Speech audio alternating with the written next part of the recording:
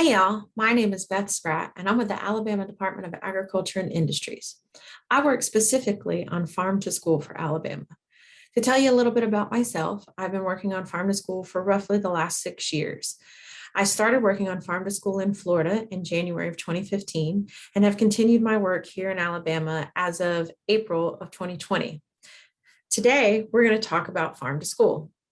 So today I want to cover kind of some farm to school basics and how you can get started with farm to school and how it can benefit you as a farmer. So what is farm to school? USDA considers there to be three main pillars of farm to school. There's procurement, which is where schools are buying local foods and serving them in their cafeterias or as snacks or during a taste test. There's school gardening, and this is where students engage in hands-on learning through gardening. And studies show that kids that are involved in growing their food items are more likely to eat those items in the cafeteria. And finally, there's the nutrition and agriculture education piece. This is where students participate in educational activities related to agriculture, food, health, and/or nutrition. They learn about where their food comes from and why it's important to eat fresh fruits and vegetables. For the purposes of today's presentation, I'm going to go through the local procurement piece of Farm to School. When talking about farm to school and how the term local is defined, the school or school system is in full control of that definition. Neither USDA nor the Alabama Department of Ag define local as any specific parameters. USDA focuses on the Buy American Act, which says schools must buy from America unless the product isn't available from America. Schools can define local as within their county, a certain radius, the southeastern United States. It's really their decision. At the Alabama Department of Agriculture, we tell schools to focus on Alabama grown and produced items first when they're available. This allows them to still be promoting and supporting Alabama's economy, get healthier products, and allows them to access a wider variety of produce items that they may not have been available just in their county. Why do we think it's important to buy locally? Well, for one thing, it helps boost Alabama's economy. Studies show that for every dollar spent locally, 60 cents is reinvested into local communities.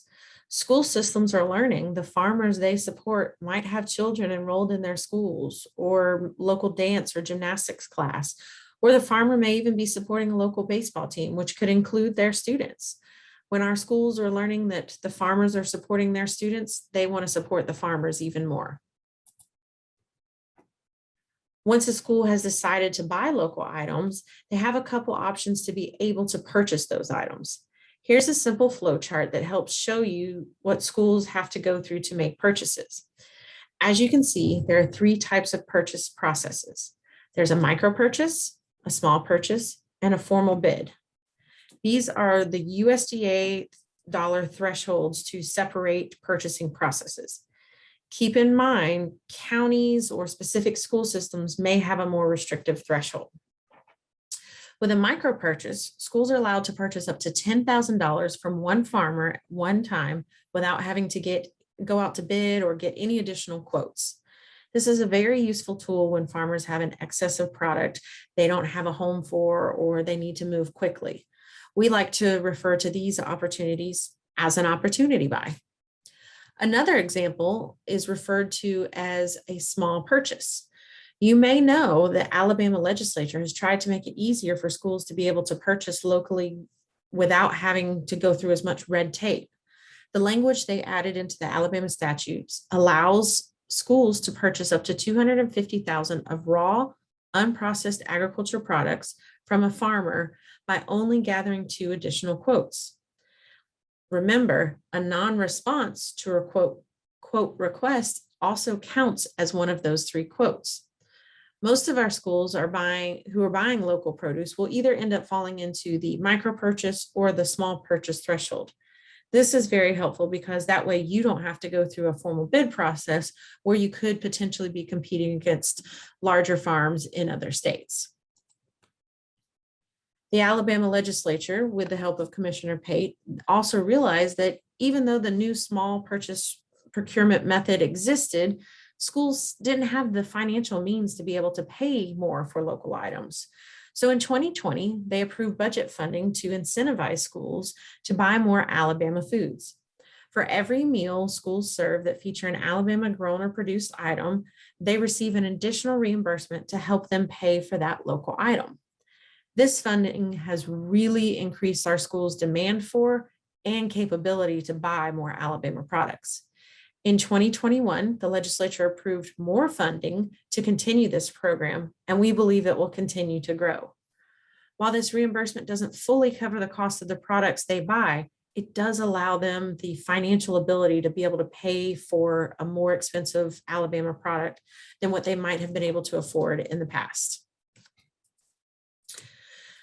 What's required of you to sell to schools? Currently, there is no state or federal regulation for a farmer to be GAP or GIPS certified to sell to schools. If a school chooses to work with a farmer directly, they can choose to do an inspection themselves, but again, that's not required either. However, if you are incapable of delivering to all of their sites and you have to work with a distributor, some distributors do require a food safety plan or the GB GAP GIP audit. So that you're going to have to take on a case-by-case basis. And we're happy to help you get around that as well. How do you get in touch with a school? So we live in a very technology-heavy world, and COVID-19 has made us turn to computers even more than before. That being said, if you are interested in selling to schools, please feel free to contact me, and I can help connect you to a school that meets your capacity or is interested in what you have available. In my history of working on farm to school, the most common thing I hear from farmers is, what do they want to buy? I'll plant whatever they want. And the most common thing I hear from schools is, what are they growing and how much can I buy? We know farmers don't tend to plant things if they don't already have a market to sell them. This is why we've been promoting forward contracting to schools. When schools plan their menus out, they know exactly how many times they plan to feature a certain item. They know roughly how many students they will have, and they know how to calculate how many servings they're going to need to plan for. The next step is getting schools to start thinking about converting those total servings into pounds per product per week or pieces of fruit per week. Once we can get schools thinking in those sort of terms, we can definitely share that information with our farmers, and then we can plan and plant around those needs. Another way that we hope to help promote that forward contracting is we came up with an educational material that's called Harvest of the Month. And this program goes out to teachers. It meets their teaching curriculum standards that they must meet. And each month, students will learn about a different product that's being harvested in Alabama that month. They will be encouraged to try those products in the cafeteria, the classrooms, and even at home. This calendar shows you the list of products that we plan to feature this year.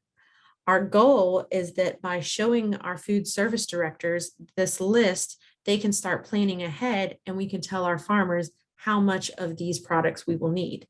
Once we can start getting them thinking that way, hopefully we can start planning for a brighter future.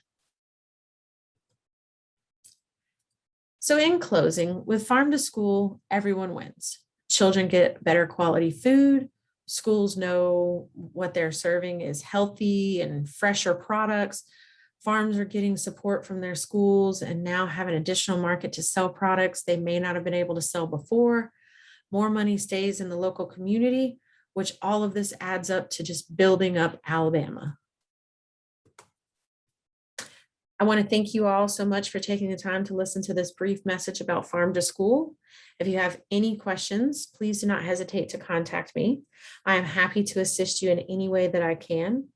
I hope you all have a wonderful day, and I look forward to working with you soon.